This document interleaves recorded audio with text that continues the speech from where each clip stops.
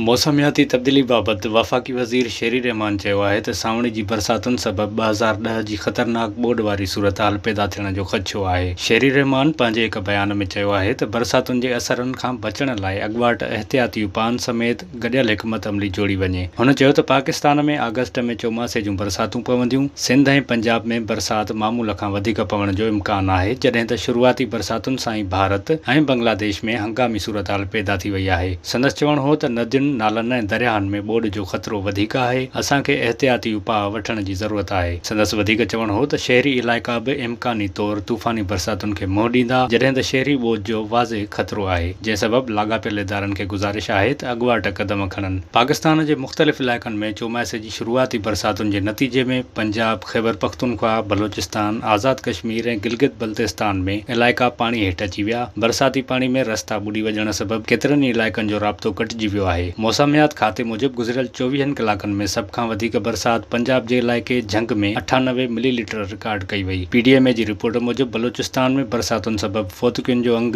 7 थी वियो आहे, जॾहिं त 20 ॼणा ज़ख़्मी थी पिया आहिनि। मौसमियात खाते जो चवणु आहे त प्री मॉनसून बरसातुनि खां पोइ जुलाई जे शुरूआति में मॉनसून बरसातूं शुरू थींदियूं, जेके मामूल खां वधीक पवंदियूं। यादि रहे त 12 साल अॻु आयल ॿोॾ सबबि 2 करोड़ माण्हू मुतासिर थिया हुआ। विज़िट कयो अवामी आवाज़ मीडिया ग्रुप जी वेबसाइट awamiawaz.pk